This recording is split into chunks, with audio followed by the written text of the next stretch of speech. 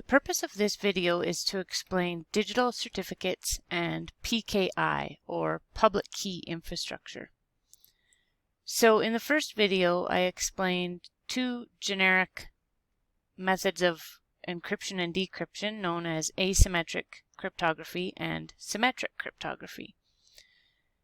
And just as a quick review, symmetric cryptography uses a single key and asymmetric cryptography uses a public and private key pair. And part of the way that these technologies are implemented relies on what is known as digital certificates and PKI, or public key infrastructure. So how is encryption used in computing today? There's many different ways. The one that we are going to focus on is SSL TLS, which is the protocol that's used whenever we access an HTTPS web page. So when we go to a website and it switches to HTTPS, that is a secure encrypted transaction with that server. What that means is that the data going across the wire is encrypted so that someone can't intercept those packets and see the plain text in those packets. So an obvious example, I think, is if we are using a credit card online for a purchase, we want to make sure that our credit card number and other information isn't stolen. Or perhaps we're logging on to a website that has personal confidential information, maybe some of the college websites or government websites or your banking, where it's personal, private information and we need to keep it secure. And so at those times, we want to make sure that we have a secure transaction, and that's what SSL TLS provides for us. Two other examples are file and folder encryption. EFS encryption on a Windows system is when we encrypt our files and folders, and that also relies on a system of digital certificates. And as well, secure email uses encryption and digital certificates. And some of you may already be doing this in Mike's class, and others will likely do that in the future, where you exchange secure emails between different people. But for now, we're going to focus on SSL TLS because it's something that most of us probably use and interact with every day, but we maybe haven't always known a whole lot about how it works. So a digital certificate is used to associate a user's identity with a public key. Again, going back to that idea that we have a public and a private key and that they're a matched set. But we need to distribute these public keys to people in order to begin the encryption process. This is done with what is known as digital certificates. So digital certificates often contain the public key, and they're verified by a trusted third party. So they give us a mechanism to distribute the encryption keys, and they also provide some trust that we can accept those keys and be confident that they're correct. And I like to compare this to the use of regular identification in our everyday lives. So if you are going into a business or an agency and they ask you for identification, we will often provide some sort of authentication that or identification that has been authorized by a trusted party. So a driver's license that has been issued by the government, or a passport, again, that has been issued by the government. Or if we go to maybe a smaller community, an example might be the college, where you have your student ID. Within the college, people would accept your student ID as appropriate identification because it comes from the college and that's a trusted entity. In a bank, they might accept your driver's license or passport as identification because it comes from a trusted party. In this case, the example being the government. So the online or digital version of this is digital certificates. So these digital certificates are like a form of identification for web servers. And when you go to a web server, the web server sends you its ID or its certificate. And your computer chooses whether or not to trust those certificates based on who they come from. And we'll get into the details of that in the third video, which is going to explain the SSL process in a little bit more detail. But we need to have this system of trust, and I'll come back to that in a second. So this is an example of what a certificate looks like when we look at it on a Windows computer. This is the certificate that's issued to Medicine College. So that's who it's issued to. It was issued by GeoTrust. This is the certificate authority. And GeoTrust is a well-known trusted authority. So again, like the government or the college, once you start to learn about public key infrastructure, you will learn some of these trusted authorities, and GeoTrust is well known. Certificates also have a validity period.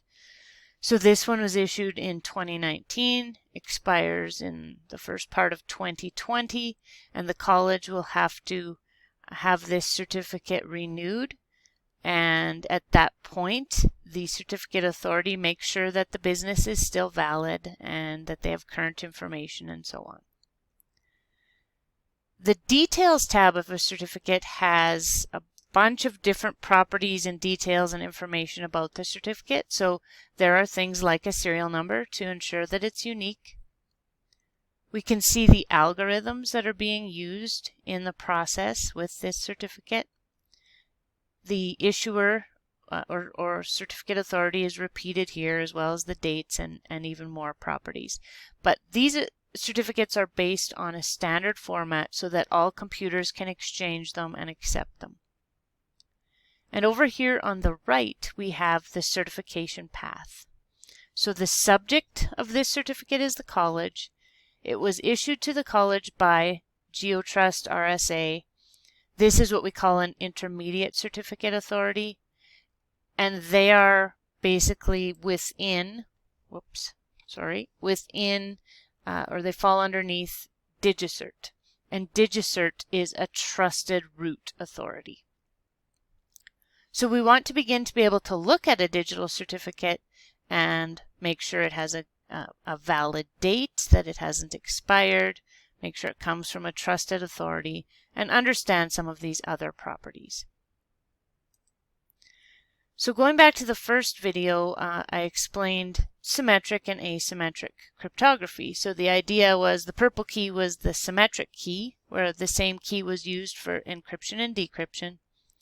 The green and the red keys were the key pair, where we have a public key and a private key. And one of the things that is often included in a certificate is the actual public key. So this particular certificate has an RSA key, that's the algorithm that's being used, and it's a 2048-bit key, and this is actually the key itself, the hexadecimal representation of that key. So the public key infrastructure is that system that we have on the internet for the management of public keys and the certificates. As I've said here, it gives us a framework for key distribution and trust, and gives us a bit of a trust model. So we have certificate authorities that are those entities that I compared to, like the government or the college, and they distribute certificates to users. Most often, when people have a website, they go to one of these trusted authorities and they pay for the service of an SSL certificate.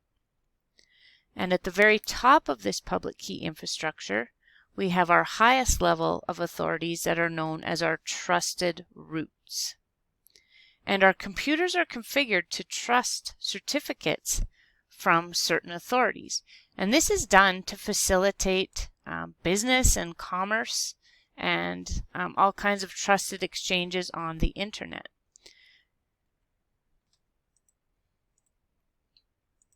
Some well-known high-level certificate authorities are DigiCert, GlobalSign.